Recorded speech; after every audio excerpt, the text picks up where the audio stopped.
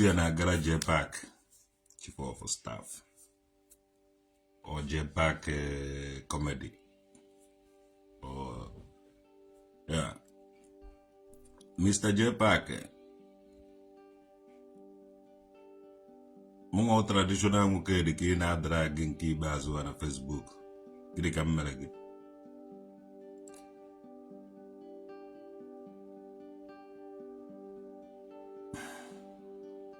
To watch ever na mungo ebi na Facebook. To watch ever na mungo awu onye saga. Otego many people ji like a drag him. And then I want to get a walk over over je drag ba mmare. Amo kama ihe nji agbo no nkede. Amo kama ihe nji agba nkede. Amo kama ihe nji agba nkede. Omukwe owuru na mmegi ihe nga-eme gị nke ikpeazụ a. Ma ndị enyi gị niile ahụ baja ahapụ gị gbaa ọsọ. Mana mbido chụba gị nke ikpeazụ a. Ndị niile ahụ ndị enyi gị niile a masị ịma ngoroba ma bebi ọkụ ma ndị gasị ha ndị niile ahụ oge eji gbara afa sidagara ha na anyị ha ga-ahapụ gị gbaa ọsọ. Amụma engineer agwa nọ Germany and ebitego m obodo ya ka ọ na ịma ha ya na-aga ịmara ya. Ebighị na Nigeria. Onwe onye ọbụla ka ị ga-adara gị from Nigeria. Respect your people for who they are. Jpac ewughị ezigbote mmadụ. Why you just like it, but a condibo? It's an andibo, it's an andibo, the Kawam village. It's an andibo, Hakata Kandausa. It's an andibo, the Kandi Yoruba, Moundi, Muki Undibo. Imuriki Gotamu, Imuriki Gotamu, the census, Imuriki Gotamu Dibo. I want nigga hatchoy here now, eh? I want nigga hatchoy here now, Rigaman Nukute mistake. Gacho ihe na alu ana m alu olu na Germany ayefuru enweghị m efe ịgba saga and ebighị na Facebook iwacha ụmụazị be m amụtaghị m ha na Facebook ọwụghị onye ọwụ na efuru ga drag ya onye ọwụ na efuru ga drag ya ndị onweghị ihe Nigerian gọọmenti na-eme gị and onweghị ihe anybody na-eme gị ị na-agala onwe gị ụdịka o nwere ihe ị gaghị eji gwuo egwuregwu enwere ihe eji ha egwu egwuregwu. Ọwụghị onye ọwụ na-efuru ga drag ya. Germany is not Nigeria. Germany awụghị Nigeria. And the enemy respect the law for the anọghị m illegal n'obodo a. Many things megidere mụnwa ikwu ọtụtụ ihe na Facebook. And the enemy apụta na Facebook eme oke iwu nyere m. Ebighị na lawless country. Obodo a nwere law and everybody na respect the law. Ị gaghị anọkete were mmadụ na drag na your Facebook. Ị nweghị onye ahụ for the first time. Ị fụtụbeghị onye ahụ anya for the first time. Ị nweghị ihe onye ahụ na-eme. Ị just nọ na by platform na drag onye ahụ.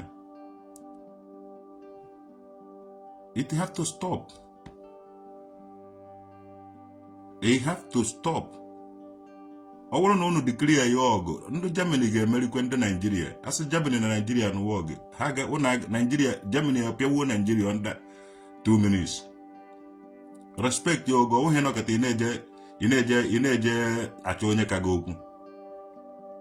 Anaghị Facebook anaghị akwụ m ụgwọ. Omeghị onye nwere ike awụghị m bele face. I nweghị ike ịfụ m ebe a na-eme occasion aga na-eri nri dị ya.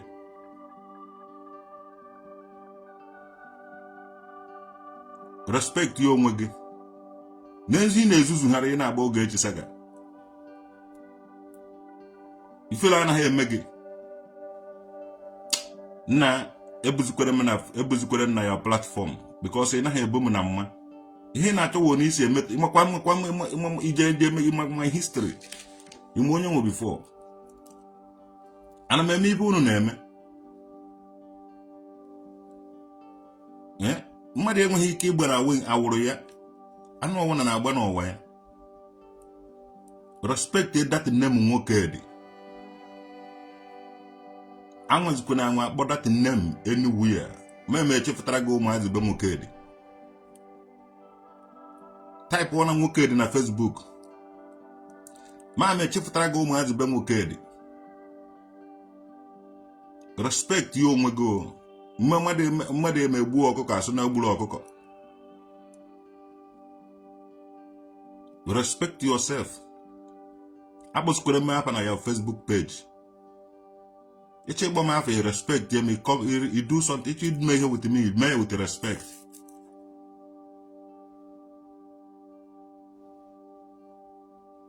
every day una na-achọ onye unu na-ata n'isi image ya every time una na-achọ onye unu na-ata n'isi image ya adịntu local like that ime ego na-agba flight wala travel Africa all this nonsense idiot na-efolo go onwere onye menwuru ya I make it I provide it for myself ime ego na-eji azụfụta mmadụ to graduate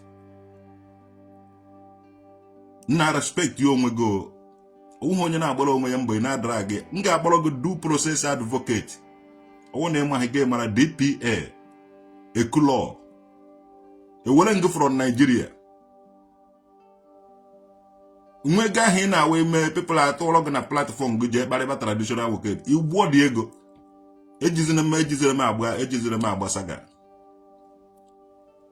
kemgbe m na ndị Zion mechara ihe anyị mere here eluzuru m the case and ha m gosiri m na I do not have any right to take law into my hands and eji m the certificate here eji m the akwụkwọ gosiri na eluzuru m the case and akwụrụ m ego onye ha chajiri m so bikonu onye na-adrag mmadụ ya marakwa na m ga-akpọfu ya court ibe awụwọ na nka na-echi gị ka ha fe ekpofu court amụgo nwere character defilement ọwụ na mme gị ihe ọjọọ gba m akwụkwọ to court sue me to court ọwụ na o nwere ihe mmere gị adịghị mma sue me to court ejere m court mana ndị Zion kwatara ya that time mana Esen mana Odinburg here anyị mecha endie na law na court and they lose the case because I gaziri turn all the video mmere ọdụka ọma na-achụ nwa Mbaise ma na-achụ ya n'azụ na-achụ ya ọ na-agba na-achụ ya so they taking law into my hands by put ya na my Facebook page and akwụrụ m nnukwute ụgwọ ịma ha ya na-aga ịmara ya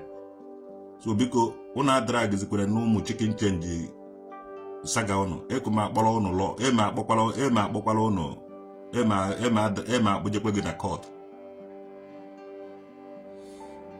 nakete na-achọ imebi image m ona aka isi bufụta all this ụmụ nonsense fake DBS tag ba mara with them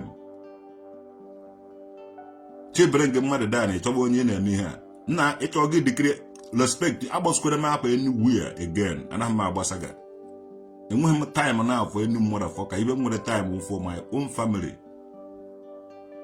ịgbakwa m apa na your Facebook page again akpọ m Barrister Emeka Ugwuonye from DPA due process advocate I totally from Nigeria. You know, content creator, money here, net in your content. I know how illegal in Germany here. All this nonsense, you don't promote in the southeast. You won't marry any go. You nearly. The boy nearly, and I nearly. Take your serious time. I won't worry more, and I won't worry your war. And I may Zuzu Konoma. You want to come up on your Facebook page again. Apolonge.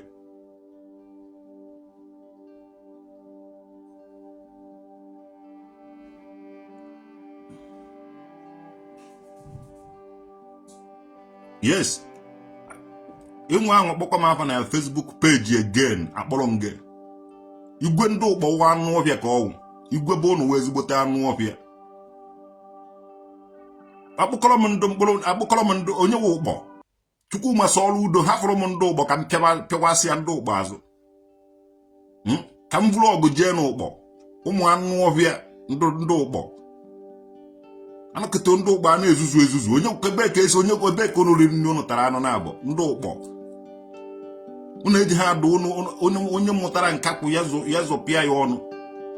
Onye mutara awo yazo pia ya afọ. Una hafu na anu obia bo no na ezuzu hare. Awuru ntuwu na etuwu Jpac. onwe ibe ji onye ahụ anụ ọhịa ka ọ na-eji agba Ogechi ọ na-eji agba Ogechi Okeke Njekasaga. Ogechi ga-adọgụ va dị ọsịsọ chere ije emeri nwa Ogechi. Onweghị onye nwere ike imeri nwa Ogechi. Na nzuzu ị na-agba nzuzu mgbele Jpac, ị na-akpọgo Jpac, ị na-agba nzuzu mgbele.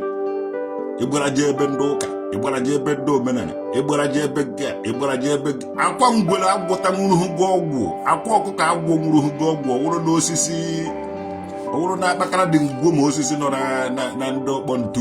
A na-agụ na ị na-akpọ ntu, ijezi ebe ndị ọkpọ ntu.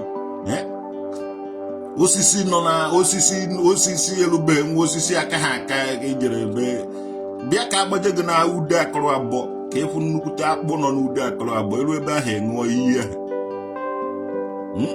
Agbaje gị na ogwugwu akpụ nwere nnukwute osisi kajara akaja, nnukwute osisi dakisi enwere osisi ka vileji nọ na Anambra steeti.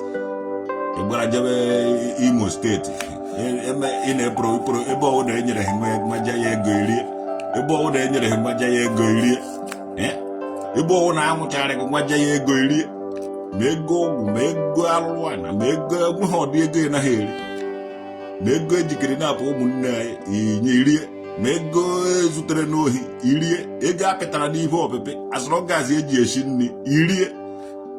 Ifela ọ na-emedukwe ha, ifela ọ na-emekwe ha. Ewuru ego akpọtara enye irie, ego emere irie nke ọwụ na irie ị na-ajụdụkwa ajụ, nke ọwụ na iwere rie. Take your serious time. Agbazikwana ebe aba na your page. I'm a great man. Anaghị m eme nkụja, ọ dịghị izi gị na-akwa ọkọtara anyị redio obodo a ọ na-abịa m kemgbe ahụ nwayọ na ọtọ na ịbịaghị ya. Ọ bụrụ na ọ dị ofele ịbịa obodo a bịa ya.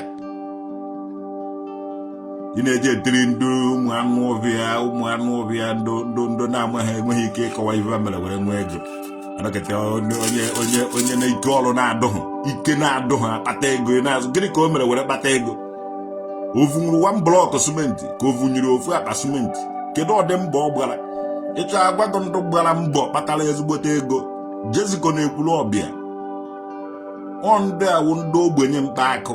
Ịfụ na mmadụ kpara akụ kpagide from akụ tigide akụ sugide akwụ tagide afụfụ were wuru nnukwute ọgaranya today. Ndị awụ ndị nwere history, enwere ndị be anyị ji awa ịkpata ego. Agwaghị na-ekwe ndị awụ ndị tara afụfụ, ndị awụ ndị tiri ya akụ ha ichere onweghị ibebe emeghe ma ha mere mechaa wuru nnukwute ọgaranya today. Si man global gwara ịgwa m ibe i mere were nweta ego. Ọ dịsi ụmụ anụ ọhịa na ụmụ feki millionaires, audio billionaires and audio millionaires ndị awụ ntụtụrụ ofu ọra nwa afọ ọra ba fenti ya. Ị na-eje etiribe mkpu. Nwanne ndụ ọha ejighị sheshe.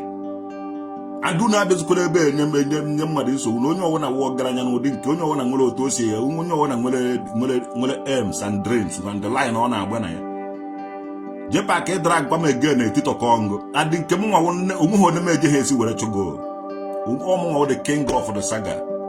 Ogechi wụ the queen of saga. Anaghị emeri Ogechi emeri ya na enweghị ike imeri nne n'ụwa ọsịsọ. Mpụta maka gị nke ikpeazụ a na anyị ọkwa nwunye gị atụtụrụ aba ya na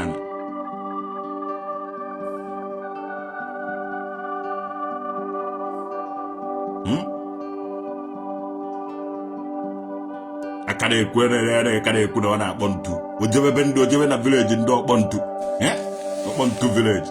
So ibe a anaghị ekwu nwere village be. Ị na-eji agba ya, ị na-eji asụ na ọ naghị eme exist. Ọ na-eme na exist enwere ọkpọ ntu village. Pụtụbụ isi ọ na-akpọ ntu. Na-ekwu na ya sịrị ị na-akpọ ntu. Igbara jebe ndị ojebe ọkpọ ntu village. Ọmụnwa the king of saga. Ogechi wụ the queen of saga. And iti ebe ahụ ya gwụọ ha ka ụgba ichere ije emeri nwa Ogechi. Agwara m nkịta mana nkịta afụtago nna jenu gwa Ogechi na afụtago m ọsịsọ.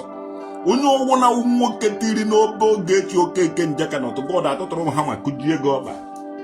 Mụ na Ogechi na-eme combine business. Yes, ọ nwaanyị ka ọwụ andị akwụwara m nwaanyị ahụ ka m nwee ike ititọka ụmụ nwoke niile na-agba akụkụ ebe ahụ. Onye ga-emenwu ibedo n'Ogechi ite ahịa akwụọ ngụ ka onugbu ọsịsọ. ina jabu asaga ibele me ge po ha hwogo idu ka Davido idu ka Wizkid idu ka ndi na akụ na egwu no idu ka 50 Cent giji aduka umu onye aduka omolo onye na akụ na egwu nwere ahụ na nwa ma odi egwu ekoro men de odi egwu ekoro ndo gbo una amụrụ gịnị amụrụ nwa you never kuvu ahụ to God who made me and you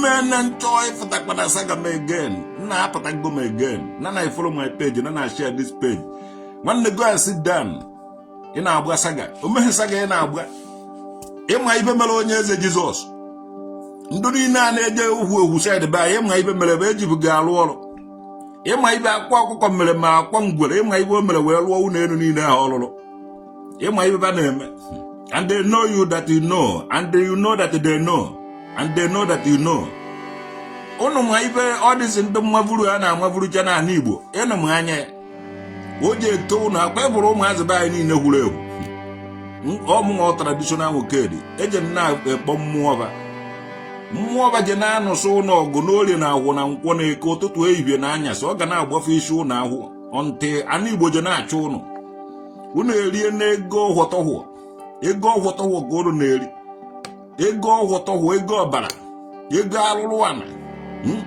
mụka ị na-adrag nwanne akwụ m anaghị m achọ okwu n'obodo a ndị ojomini so m achọrọ okwu mana ịchọzie m okwu ikote okwu ịchọ m okwu ikote okwu ma anọrọ m onwe m na-ezekwere saga and a full member of DPA due process advocate so onye nsokwuruba nke ikpeazụ atụ God awụm igwe wụrụ hama wụrụ chesụrụ onweghị nke m awụhụ na ịmana tụrụ yo ibi ndị Zion kwụrụ ụgwọ edrag ya m kịta na egbafugo gbabara gbe ndị dibịa enweghị ebe ịkwụ akwụ idebele fes ihe nye igbe itiele ndị ụka mgbu osie ike itibele ndị omenala mgbu onweghị nke enweghị ebe ịkwụ akwụ gụ na onye eze Jizọs wuo ofu ive nwanne ọwụghị onye ọwụna ka iji adara gị na share this video ka o luo ya ntị ifuru ibe niile ụnụ kọrọ maka ọwụghị onye ahụ ka ọ dụ ọmụnwa traditional Nwokedi ọwụghị onye ahụ ka ọ dụ awụme man of my own timber and the caliber anaghị m eme onwe m associate with ndị dị ka Baby Ọkụ anaghị m eme onwe m associate with ndị dị ka Seaman Globe anaghị m enwe onwe m associate with ndị dị ka Ibe Anya Ụbaba anaghị m eme onwe m associate with ndị dị ka ụnụ nwa ana m anọrị omkwe bụrụ otu nsi n'ọrịa onwe ndị ka Ugo o nwere onye pụrụ ji asị na m nwa ọwụ enyi m ana m agala onwe m ebe ọwụ na m chọrọ ịga na-emere onwe m ibe dịka ife ana m emere onwe m ibe ọwụ na m chọrọ ime and ijighị m nche ebe m ji atravel ọsọ m eje m Kalaba nnọcha Kalaba anawala m I have my life to live and agaghị m ebi my life up to your expectation and ị gaghị eje mme ihe gị ije na-akọ ihe m mere ma ọ kwute ọsọ ya deten ego kan spendri were gba flight nọta na Lagos ebe niile m nọrọ dị ya ego kan spendri ebe ahụ and ya nakpara m back so why iji eje etetọkọ ibe m mere i nyere m the money o mere onye nyere m the money o nwere onye ji asị na o nyere m 1 naira so enweghị m right ime ihe ọwụna m ji eme because without anybody ije kọtọkọm Jpac try kwa this time around emechie ngị ike to God m ga-edikri ya ọgụ m ga na-achụgụ mana street m ga na-achụgụ mana onweghị onye m eje ha ezi chụgị respect ya onwe go agbasukwere m iwe nke ikpeazụ a all the drag them in the past I forgive you and even ahapụrụ that page nwere 260 something thousand followers egburu the page because of you and your other people enweghị m ike ịnọrọ onwe m Seaman Globe ha ana m warning ka ọdụ warning ka m na-enye ụnụ nwa dịka ụnụ nwa wụ ndị ọgaranya na-edu Jpac ka ogbubere ụnụ mmadụ unu eti ikwere n'ebe m nọ na ụnụ agaghị emenwu ibe nọ na m unu eti ikwere n'ebe m nwa nọ gwanụ Jpac ya bufu anya n'ebe m nọ unu sịkwa ka akwụniwe unu sokwa ka drag ba unu sokwa ka akụwasịba amụkpa ha m ibe mere iwu ji wee kpata ego mana mgbe m bịara for investigation ị ga obodo a nọkwa police country ọkakwa mmadụ unu na-adrag ba ndụ n'obodo ọzọ ma ndụ nọ ilegal ma ndụ na-eme ibe nzuzo ịdrag ya ma ị ga-ede everything n'akwụkwọ I will put my eyes on your business. Respect ya n'onwe unu. Anyị makwa na a na-evulu ntụ gaa ụfọdụ atụọ ndị mmadụ nga. Anyị makwa na ụfọdụ na-eme organ traffickers and na-ese ndị ụmụ touts ndị agara akwụ obere ụgwọ ka a ga na-egbutere ha ụmụazị na-ele di ya na harvest di ya organ. Anaghị m etiri mmadụ mkpu, anaghị m eri ego ọjọọ, ego dị yes, ego dịkwa, and they feel m na nga na-eji aka m na-akpara nke m na-eri, and I don't want to associate myself with the all of you people. Igweghị ike ịfụ m ebe ụnụ na-aga. Onye ọwụ na respect ya onwe ya nke ikpeazụ a. Ana m anọrọ onwe m ọkwa na asị ka akụwasịba asụ ka etiwe etu Jpac akpọziri m afa awụ m nwa ndị nka na ụzụ and I'm a historical dị mkpata akwa afọ ichere unu anyị bụrụ nna adụ crown anaghị m ajọ ọzọ kpụọ isi ka m meke up ka no I'm a crown awụ m crown afụfụ nna ata family background my history everything I have labored for emego m ngwụrụ crown nwanne je ha anọgide bịa ma bụrụ m enyi ha drag ba m ị ga-akwụ nnukwute ụgwọ for that any drag no dragre m you will pay too much damages on it. Ị na-emebi imebi afa mmadụ na adụrụ gị izi kọnda gbarie gị isi dị ya imebi afa mmadụ emekwene ka m wetara ngwa gị ibe emekwene ka emene ka ngwa gị okwu ọ dị ka itete ụla nnọọ ịtụwa onye na-emebi afa ya ma onye ọwụ na ịnwekwa ịmaghị ibe were vidio pak nye na ndị PG ndị ụgbọ ma igwe ndị ụgbọ ọwụ na ụlọ adrag ọwụ na ụlọ akọlụ Jpac na ọda ka o te ndị apology vidio were yọọ m na ihe ahụ o jere me na news ya m ga-abịa fụta ụnụ nwa ọkụ ibe o ji atụrụ mmadụ ka eji atụrụ onye ahụ anaeze anaghị emegide anaeze mgbe ọ hapụrụ ụmụ ụnụ ọ ga na-akparị m nwa m ga-adrag igwe ndị ụgbọ ka m mara onye chiri gị igwe wa ọ dịsị nonsense warranty chief unu na-echi makwa na anyị nwanyere unu dị warranty chief ọ dị ka ịma ha na Europe na-achị Nigeria ka ịma ha na-eso ma achị unu take a serious time ọ bụghị onye ka mmadụ ọkwụchibere onye ahụ ụzọ and onye ọwụna sendịrị Jpac nke ikpeazụ a Jpac enwere onye sendịrị gị nke ikpeazụ a iri ya adụ edu onwe gị because it will never, it's not gonna be the same again.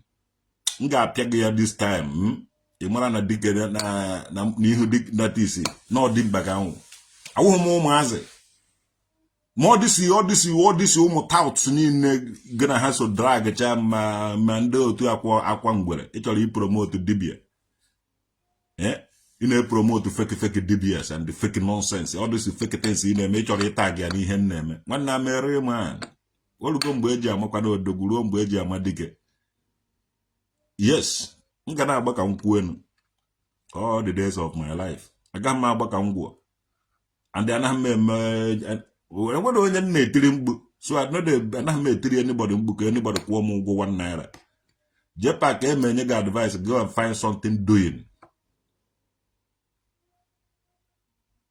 ị ga-ekote a lot of okwu na Facebook ọ dịsị ụmụ anụ ọfịa be anyị na-akpọ onwe ha mironia nwanne onwe ha mironia ụnụ wụ na-ejighị shishi ụnụ gara aṅụ kaikai na ọgwụ na biya were na-alahụ ụra because innocent children egbuola ụnụ harvestri ọgan ya were wụrụ ọgaranya ha ga na-cry vengeance day and night morning noon n'ebe ụnụ nọ n'orie na afọ na nkwọ na eke ụnụ agaghị echefunata ihe ụnụ mere were kpata ego and ihe unu mere wee kpata ego ga na remind unu n'obi unu all the time high BP heart attack ọdụ unu ka unu ji azọgbunye m like that unu na ọnọ unu edu Jpac ya ji ewu ha traditional Nwokedi unu ewere ego organ trafficker nye ya ego illegal money nye ya ọ na-eri akwụkwọ ya na-aza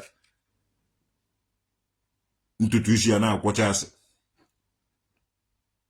One respect you onwe. You might even metere. Gonna ya no the evil that men do live with them. And I'm is a bad and make them walk and Kejan is a bad and make them one. I drag a quarame again. Ubella Bebekwe can have him make him the Zion melon. I learn a lesson from Zion members. So Nana quali unu gune unu disi respect unu deserve. Unu ne deserve here. Drag yam on Facebook can make even the Zion melon. Drag come again. Keep one if you go mania before. Keep one emotion with money if you go mania face to face. What again it an email in Biame Biela again. Camera no cook in at on the Akuago Kuamu. Ije would stand the moon 2 minutes. Akubu and Gaba. So why only try one when I talk a boy and I may boom money. I want to live my life with which man chimes were better. So ina drag imanando na drag ge drag baba imanando na mese ideda gbasa ndo de neri owo ka gwa ije drag ba oge chi okeke jaka is a great queen, is a great woman obi na civilized country. So enwe he netere na drag ya genwa agwo your history otu Gabros si chuogo n'olu beye na Nnewi. The him was the after. In history. History God he good. Gabros Chorogonolo na Kena Mataise, Matahono Godia. When he be memorable. Or Papago Morogo or Mamago Morogo Gage blame. Hamukora gotation Mundozo. Man, a Beham you could have one bo when he be Chory mess. Also, he didn't badaka dimba badakago. Didn't bad again Zuzu like this. In the name of an ena to again, I'm going again. Sorry, a going again, I'm going to go. When you're not go. Just try being now. Facebook, I won't be money. When the money Ghana was a kind of bear. Now, what I name alone my things. How walk for? If be a bag, but I jab back, but I jab back. In a corner. Kalibe ngobele when you ban a quick wish back none of it, I go get you. Woman kedum case so quick woman cast so kuneku. Mukongo keo. Na if you're gonna mo at the Koranaka Kumo in a bow gate saga. Don't come near me. Managa, the mason to 1 hour man saga. I'll get you a great queen, no say so. A try you'll get your wogako nugu. Manando no malam do na do beautiful order do na hodo mbara wora na do cha wa kamele o wa kamele azu de odo to ode so ogechi he poro maram mo na nwere supporters maram o nwere supporters nwere ego. Many people kuwara ya, a lot of people like ya ko na represent here onye kwena kuwara go onye na represent ke de represent with yahu. You will eat a vula for go for a bad and even see a go game about the toilet. A choba gachoba. I want to call out once ago. Yeah, I'm going to for a bad and maybe keep woman menka. In short, I forgot how the home when you never represent. We make one if you take it. Okay, here, bro. Wo people so do nesi ekuye. Anyando mmadụ ji afọ ụzọ wive ahụ ịtara ya oge echi eke njaka. A lot of people mara mma, a lot of people nwere ego, a lot of people shiri ike, a lot of onye owu na likely oge echi ahụ because for too long ibe a na-egosi ya iwu nwaanyị onye ọcha a na-akwụbacha ya n'akụkụ mana anyị kwụbara nwaanyị onye ojii this time. Ọ na ịma ha ga-emara anyị kwụbara nwaanyị onye ojii. And ọ ga na-ekwu ibe ọwụ na anyị chọrọ ka o kwuo na-ekwu ya dị ya ka anyị mara n'onye ka anyị fụsị ime ya n'ọwụ ka anyị fụ bebi ọkụ ọwụ ka anyị fụ onye wasụ na ọwụ nwoke nwechiri amụ na abụọ nwere mkpụrụ amụ jeje tiyo n'oge ka anyị pịawa ya azụ ka anyị gwara na data umeanụ mụtara nwoke.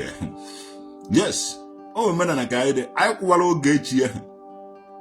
And only motherfucker, mwa na-ekwu today. Onye so na ọwụ nwoke na amụsiri ya ike fọtagoro kwuo okwu ebe ahụ.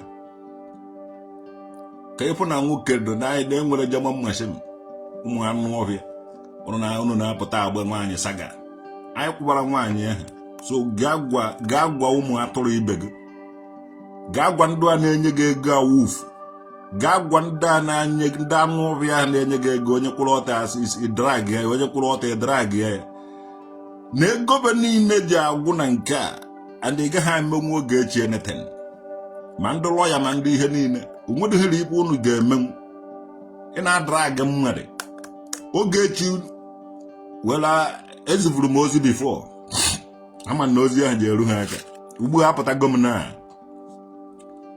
Jpac people na-akwụ gị ụgwọ people na-eme all kinds of ibe adịghị mma na-akwụ gị ụgwọ ka ịgbata isi strong one so that ụmụ anụ ọbịa ji akwụrụ mana people a stand go oge echi ọ bụrụ nsọ oge echi ka a stand a lot of oge echi nọ on the line mana ofu oge echi ga-anọ a lot of oge echi akwụrụzie n'akụkụ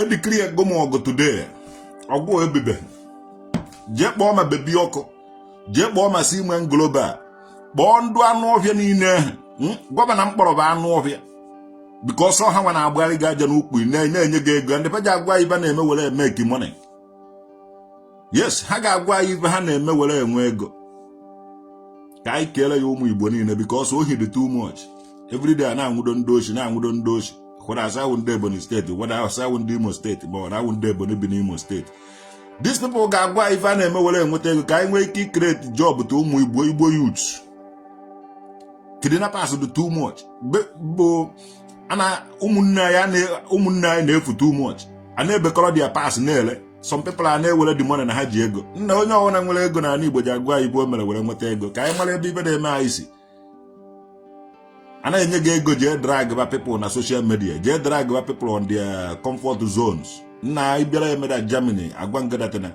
n'obodo a anyị siri ike too much and ụmụ Israel ga-adụ very strong to be able to defeat all their enemies onye ọwụna na-achọ m okwu ọkwa mbe ịnụsa gị ọgụ ana m ekpekọrọkwa ma ihe niile na-akwụrụ ibe niile gị na ya kwụ jee warning to bebi ọkụ warning to Siemens Globe and all this ụmụ chakakpons niile na-enye Jpac ego ya ga-adrag ba ndị mmadụ nwanne ọkakwa mma na ụnụ gara skuul ụnụ na-esi ike advice for lawyer ụnụ because ihe na-emewe ihe mmụọ ife na-emewe ife mmụọ m ga-atụkọrọ ụnụ niile na mkpurude nke onye ọwụna na-enye Jpac ego ya onye ọwụna na-enye Jpac ego m ga-atụ gị n'udude nke and anaghị m asụ ndị eze mmụọ udude nke ha tụọrọ m mmadụ na udude nke mụnwa na-eji aka m atụ onye anọ mụnwa na-eji aka m atụ mmadụ na udude nke ọkarịkwa ha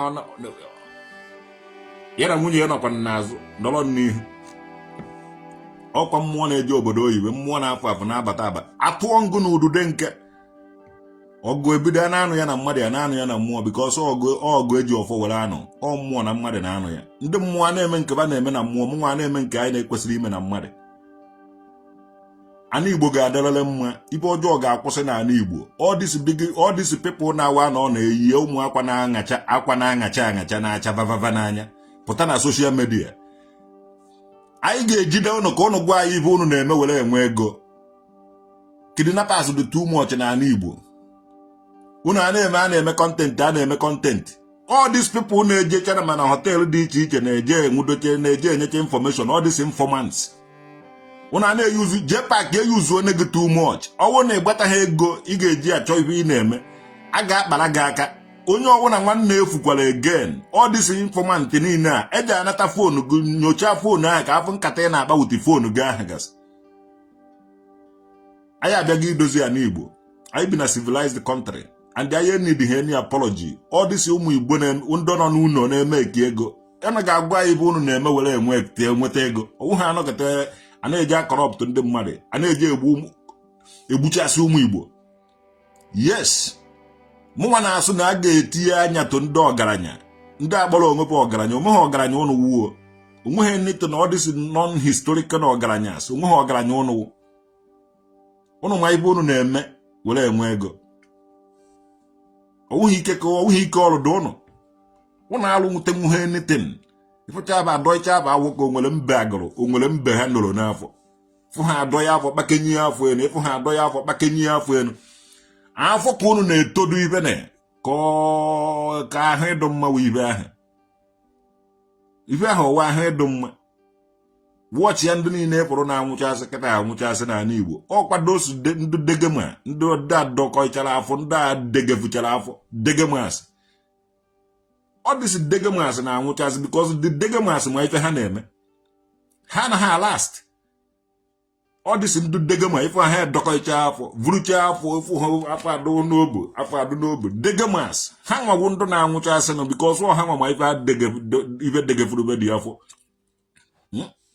Onye ọwụ na efuru nwụrụ na je nene mara na ọwụ degema na share no this video ka ọ na-aga onye ọwụ na nwụrụ kịta je nene onye ahụ ọ ndụ degema ndị abdo chara afọ ka mbe ifu aba na-akpagharị mgbe ha dị ndụ iche na ha nwere ego gịnị ka unu na-eme were enwe ego because ọ ibe ahụ na-egbu unu with high BP na heart attack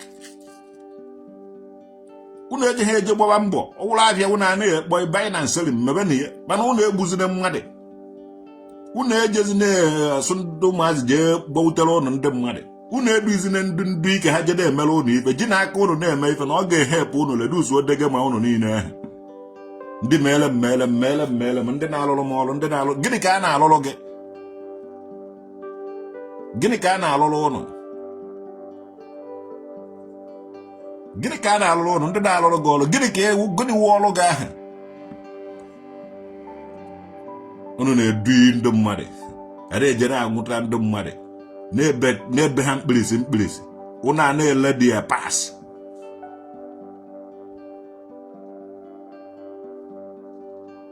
why you did not go to your village you run back to Germany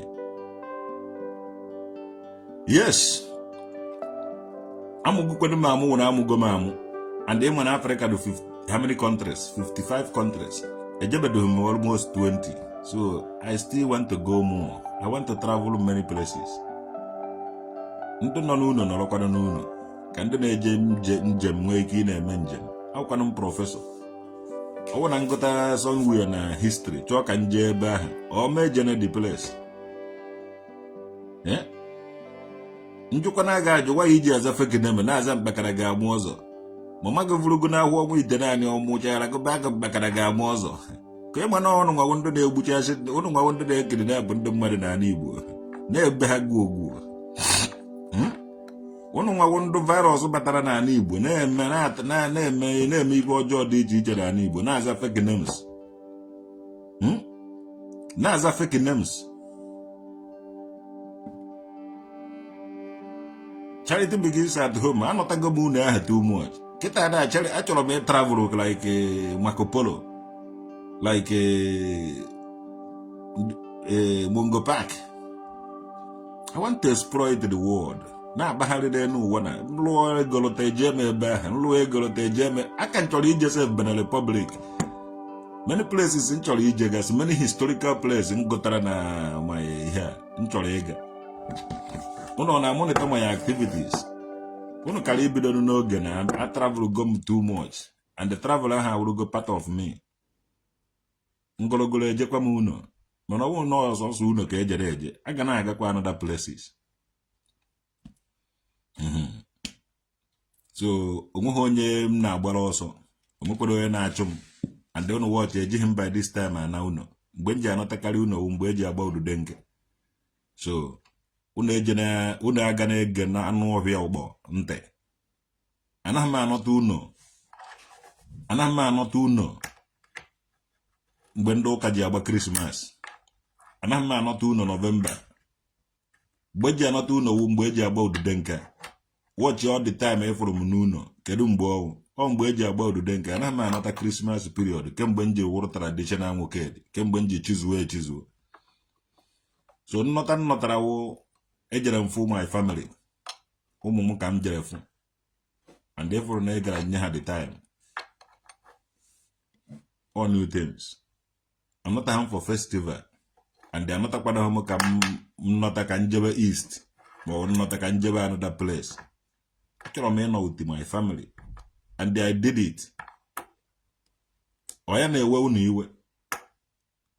Sometimes ebe ahụ people jụrụ gajụ, ebe ahụ a na-ekwutọ gị, inye those people distance, inye ha social distance. Ebe a na-akọtọ m n'isu ọfịa, na-akọtọ m ebe niile, ndị niile nyechara aka wụ ndị na-akọtọ m. Ka ị ka m ga-esi get to them, feel happy. Ka ị chọrọ ọgụ, ka m vụrụ ọgụ n'ihe. You have to give peace a chance. Inye ha social distance. Everybody reject gị, ụmụ gị agaghị reject gị.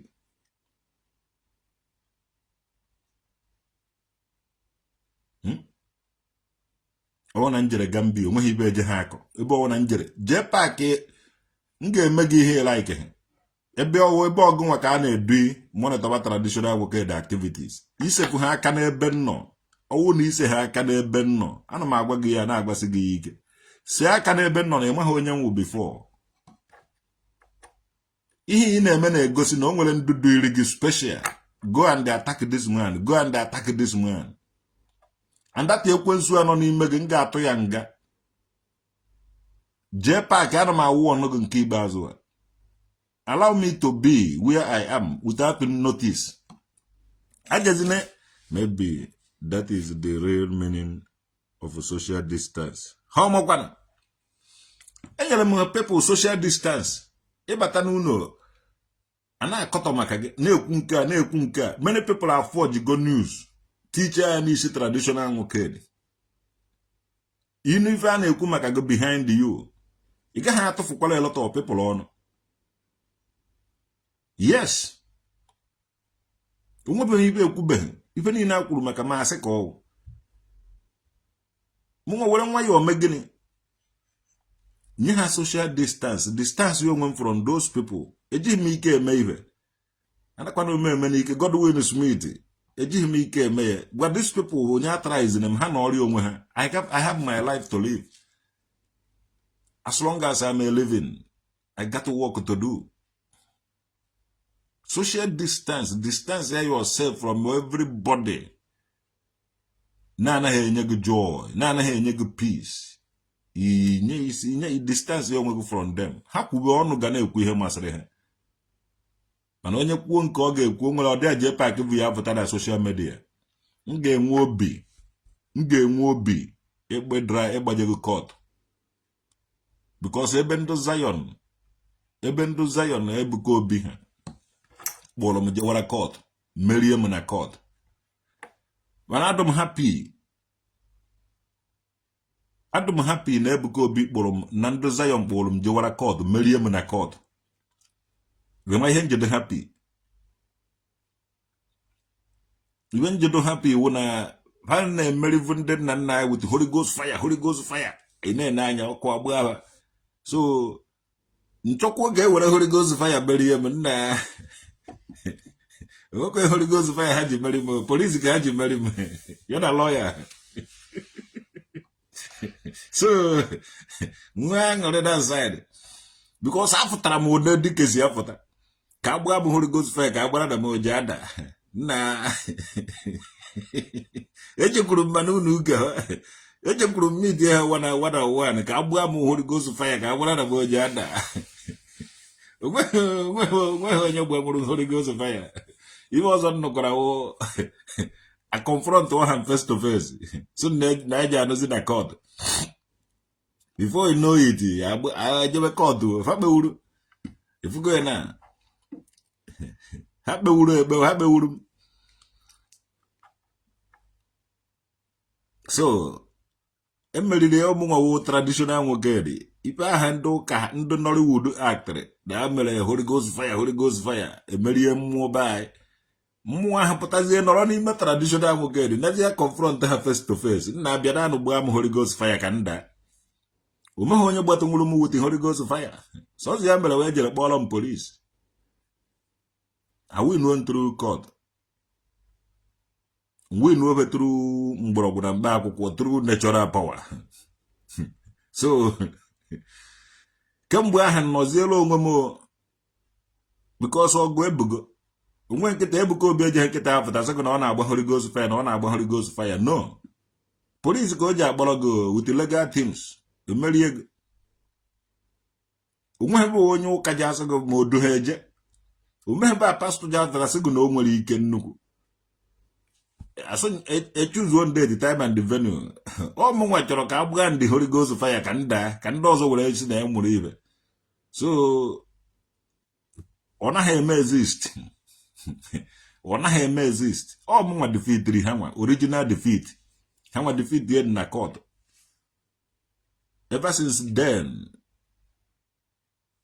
na-agaziri onwe m so Jpac ezuzu obe ezuzu ma wee anybody na emenye ife ndoza ya mere m because a gwara ndị omenala iji akpọkwu police ọwụ sọsọ ndị ụka jere akpọ police ndị omenala nwekwuru access to that police ndị omenala nwekwuru access to that law nọ na for long time anyị nwetara ọsọrọ ihe anyị nwere ike anyị nwere anyị achọghị ime that law embrace mana wụrụ na anyị made the law embrace everything will follow upon us because anyị nwa n'ọba anyị tufu ndị ụka bịa so law ahụ ka anyị ga-ejikwa pịwasị kwaba azụ the law ewepụtagoro anyị law ma ndị Muslim ma ndị Christian ma ndị Godel religion ma ndị tradition ma ndị Jew onye ọna na-eyuzu ya umebe onye ụka ji apụta na Nigeria again sogo na o ji Holy Ghost fire win ndị omenala ọwa asị anyị defeat go ha anyị anapụgo ha ike ha na nke Ebuka ebe na Ebuka Obi mechichara ya na-achọpụtara anyị lawyers legal teams everywhere in the whole world ịkpọkwa ha na ya bụ akpọrọ go na ejere m ọgụ ahụ pụrụ na ụmụ mgbe dike emeriri mbe natural because anaghị m anụ ntị ibe mmanwụ nke ahụ m chọrọ ime ma emechaghị ya to God who made me and you ọsọ gorogodo agba m egbe nke ahụ m chọrọ ime ma emecha ya emekiri sure na Ebuka Obi bụ eji Holy Ghost fire emeri anyị bụ eji Holy Ghost fire emeri anybody ife aji meri ndị nna nna anyị wa polisi ka agbara and oshikwa ike was to come to force ha agbakwa polisi again so now you know God will submit emere m a lot of people ba na-aza fake names because to God emere m a lot of people ba na-aza fake name because i were your real name atụtụrụ m gị mmụọ be anyị sụrụ fa akwụ na Katanga ihe bụ egwu ọsịsọ enweghị ndị eyuzu ma Jpac ma ndị enyebe ego belefes nwanne edo ofesi by bele na ofesi anywhere Kingsley St. Grams Stephen Jpac chọrọ ka m hụwa ya ka onugbu ka asị na ọmụnwa gwara ya ka onugbu oge echidekwe na ọfụsa ga-apịa na ya pịa ya ịchaka mmụọ ọ bịazie na-abịa na-achọ imetọrọ ma Johnny ma ego na spendri ma almost ma ego na spendri were medate tour in Lagos ọ na-awụ na ọ na-akwa ngwere ejewara Arab country gụnwe na ọ nọ ejewara Arab country omeghe onye na-asị gị na ijere ohia so why mụ nwa bịara Afrịka n'aka na echeta ụna echeta sef abịa na Afrịka because ụna amaghị data na ọwụghị iwu na nga na-abịa Afrịka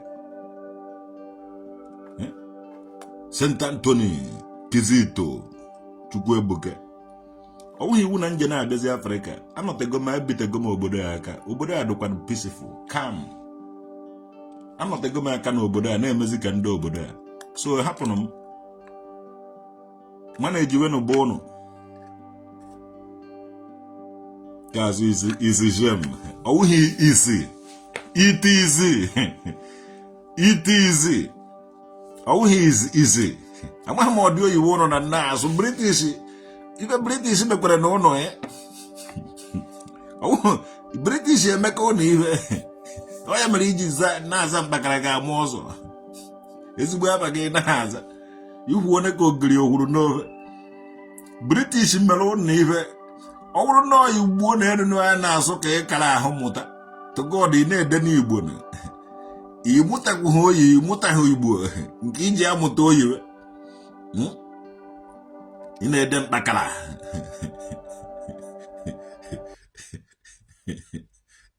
Mbakara gama. Mokwa gama ka idere owo gama. Mbakara gama ozo. O ibe idere. Igbo ha akwụkwọ ego Igbo igoku. Chai. Sitting in Nwokedi. You hear say, you know, come back village. You de fear. Oh, ibe Jpac gwara ono. Oh, ibe Jpac, ibe anu ofia okpo gwara ono. I de fear. Lagos nwere location. Abatara m ndomo na no here. Sumuke location, menye ha location. E we deten tie be tiri. Chena mu umuazi. Na ego mmere invest na security.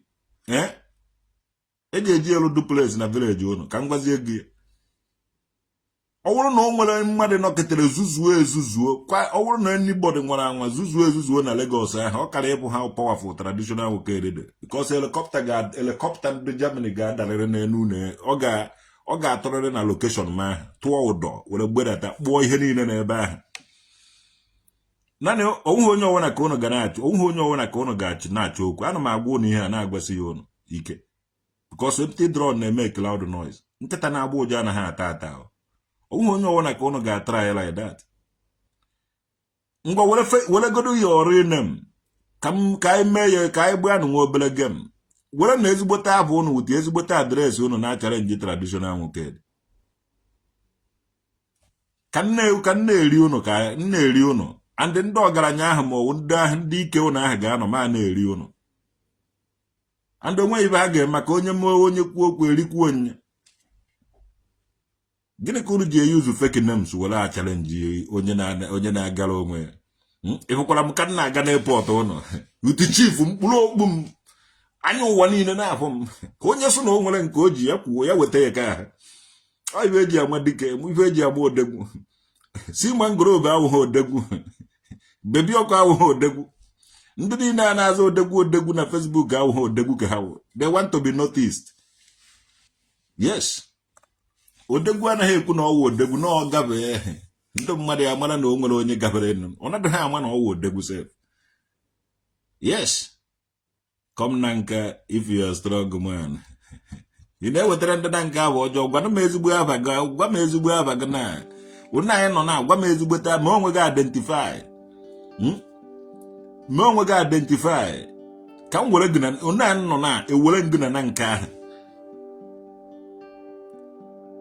ana m emekwanụ nzuzu Chiemeri Chukwu emeri obi nwa Esomchi ọ bụrụ na ha kara izuzu na Lagos ka ha fụ machine oche na onye ọwụ na-ezuzu nwanne if you buy adon na law obodo a ndị obodo a anaghị agbawa ndị nke ha aka ebe ọwụ na ụmụ fanọ ha na-anyafa na anọdụ ya. Yes, awụghị m ije ha egbuji aka m lee ya na-abịa ọwa asị onweghị onye ji emenwu ibe nọ na m chena awụ onye na-aja ọsọrọ na-aga ute atụrụ chena awụ atụrụ na-enweghị onye nche enwere m onye nche ọsịsọ unu ọrụ m ndị obodo a monitọrọ my activities na WhatsApp ha monitọrọ my activities ka wụrụ na o nwere any day just one single message but ha anụzighị from me na-anya helicopter ga-ada na that location ma ahụ tụọ ụdọ wee rituo kpụọ onye ọwụra n'ebe ahụ unu amara na ibe ka na empty drone na-eme loud noise na nkịta na-ata ata na ha agba ụja. Yes, ekwesịgo m ịgafe a without unu ahụ lụrụ na village mana ọ na-awụ na-agafe a somebody anọrọ somewhere na-eri ibe niile ahụ na-emebi isiri m a lot of things na-ekwu na ma na-adịghị eme exist ọ na onweghị ibe na otu ahụ adịghị so ọ iweche ha ma aka klọkụ azụ banye bịala unu ahụ anaghị ebu echi ha azụ ịbata be Nwokedi na ifu na unu na-agba n'ọdị ya na mmadụ na-agba n'ebe ahụ ụka ọzọ ahụ m pụrụ apụ ịchọzi ịgụ my history ịgụọ my history ịchọkwara ihe ịgụ my history ị nọrọ dị egewe ndị na-eje na nka eje ekwuru ọbịa eje akpagharị akpagharị akụkụ agbata obi na agago mfe a egbe na ugo anaghị azụ ofu abịa adị ọnọdụ ugo anaghị adụ egbe ahụ mma ibe mmenwuru onwe duho onye mmadụ fọka n'ime unu ga-emenwu ya akụkọ ka unu na-akọ ndị na Facebook most of ibe niile unu kọrọ na Facebook sọnsọ ofu ibe ka m ji awụ mme odibọnkụ ọba ncha niile Rambo ọmụnwa eziokwu sọnsọ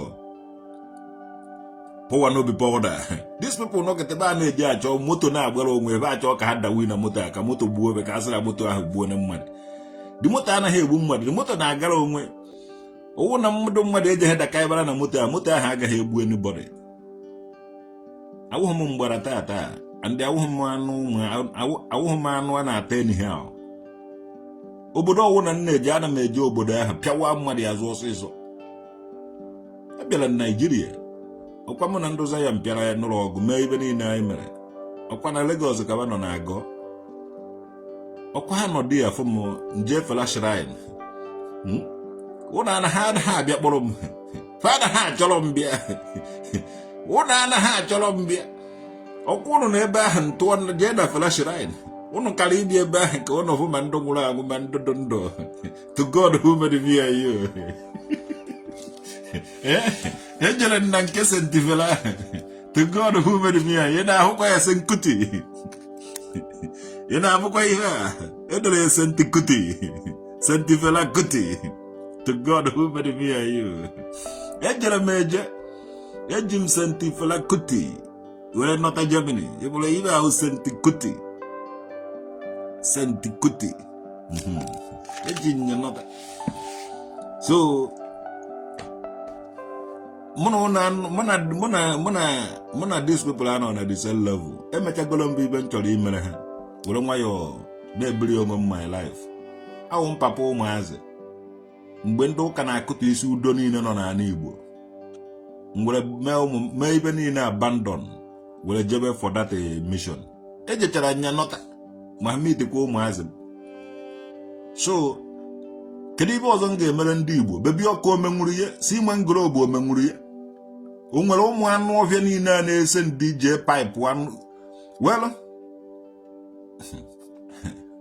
ndị anaghị m emekwado ibe m na-eme ka mmadụ too m na mmecha ya ma asị na ọsị gị nechọghara jọwara because I got many things to do and onwe onye na-akpọ m akpọ n'ibe m na-eme mmụọ na-akpọ m ma aga mee ya afụ ma ndị dị ndụ ma ndị nwụrụ anwụ lo eziokwu m na-agwa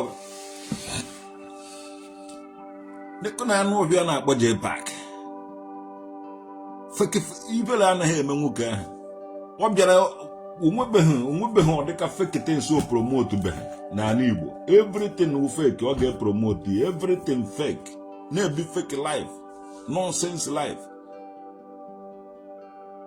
nwanne adụm proud of German machine adụm proud of obodo a nọ and adụm proud na m ga-anọ n'obodo a obi onye ọsọkwara gị wụrụ ọwụ na ị gaghị respect onwe gị ịchọ m okwu onwe m enweghị ike ime gị from obodo a abido drag ba a ga-agba saga and this is saga this is saga agbawa ya achọkwa ha m ịma ibe mmanwụ na m ga-anọ na Germany na-agba gị saga ebe ọwụ na ị nọ and ihe ọwụ na mgbatara ihe ọwụ na the saga cost blame yourself adụm onweghị ndị mmadụ afọka nwere ike challenge m na afri o amụkwa m enji na-agba nkịtị na-achara onye ọwụna akwụkwọ m Rastafari ana m agakwara onwe m na-achọ onwe m o I no trouble you anadakwa m achọ ndị mmadụ anakwa m achọ mmadụ okwu mana Jpac is enough ije ha emenwu nke ụmụazị ije ha ata n'isi nwe imeji m kemgbe unu na-ezuzu ibe ahụ ọkwa nwoke dịka nna-aza nwoke dịka nka na-azakwa kemgbe a na-eme nke a na-eme nke ọzọ ọwụ na ndụ izi ụnụ aka gị ikonụkọ ndị eke kpụrụ m mana ọ na-agaghị emenwu ya respect ya onwe gị Jpac respect ya onwe gị ị naghị abịa to traditional okedi for good ihe na-abịawa akwụkwọ ha anaghị ụgwọ ịchọwa onye isi ịchọwa onye na-ata n'isi imeji akwụkwọ gị ụgwọ ịchọwa onye na-emebi imeji take your time maka ndị a na-akwụ gị ụgwọ ahụ ha gakwa review, truth will review ife ha na-eme were akpata ego. Adị mgbe ahụ ụmụ Igbo ga-arise. Omume onye na-akwụ Jpac ụgwọ na-eme genuine business. Ihe a na-eme with illegal things. And the kidnapping dị too much n'ala Igbo. Ọtụtụ ibe ọjọọ na-eme dị iche iche dị n'ala Igbo. Ndị a na-akwụ Jpac ụgwọ, Jpac ya na-edeceive ndị mmadụ na social media na ndị awa ezigbo mmadụ na ndị awa ezigbo mmadụ. Mụnwa traditional Nwokedi na-asụ sụgwa ibe these people na-eme were enwe ego. Sụgwa their business. Gwa na ibe ha na-eme were enwe ego. I like them history. Amara mmadụ mana ruo ya uno so that ị na-ekwu maka onye ahụ edosi ihe ị na-ekwu. Onye ọwụna wụ ọgaranya gwa anyị ibe ị na-eme were akpata ego, gwa anyị your primary and secondary and the university level of making money. Respect ye n'onwe unu, unu abịa na-akpakara m. Mụ na unu anaghị agba n'ofu awụrụ, mụ na unu anaghị agba n'ofu ọwa. Ana m arụ ọrụ n'obodo a na-ekip rekọdụ ọrụ niile m na-arụ, ana m erekọdụ ya erekọdụ. Anaghị m eme business, anaghị m eme buying and selling, and anaghị m eme illegal organ traffickers, anaghị m eme drug, anaghị m azụ drug ka m ji azụ all this nonsense unu na-eme. Unu wụ ụmụazị, ọ dị ego ọsọkwara unu nwee, unu wụ anụ ọfịa banye ịkpata ọdị ego ahụ. Unu wee disgrace to that name Igbo.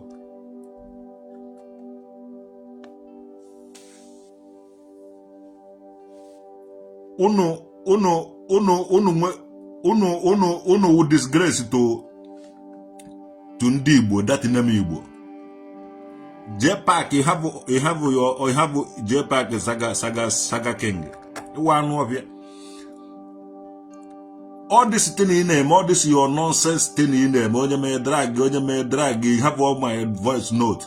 Ime nkwụsịrị gị ọrụ here. Onwedo Nigerian police agaghị ahapụ go. The Nigerian police agaghị azọ gị. Ana nkịta awọ no gana. Everybody nọrọkwa because unu yoba mbiko anakwa make advice from anybody more biko from anybody. Omukwa onye nwere monopoly of violence. You have all your destiny as who? You have all my voice note as who? You have all my voice note as what? Who are you? I want a Nigerian government more what these people gain from Managanya. A man give a ring under 2 minutes.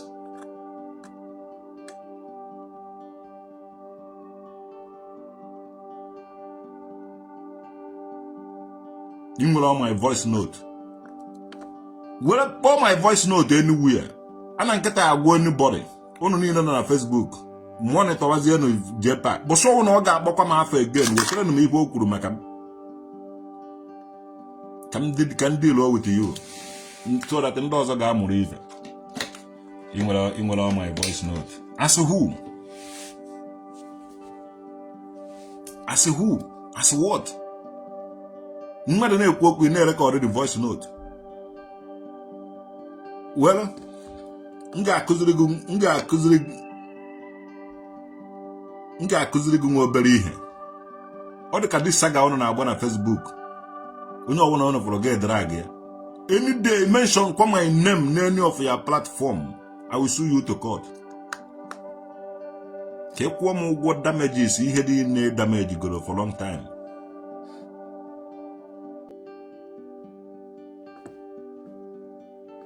I make my history. I live here in Germany. I don't want to know we to Kawan Gazo. Yes, I'm privilege, Piawa Gazo. You had the 10. Nga Piawa Gazo. I'm Pam. A drag it behind Nigeria. Or 419 no whole name. I'm here. Never tell them deep for job. Na kaza call a beacon or them back.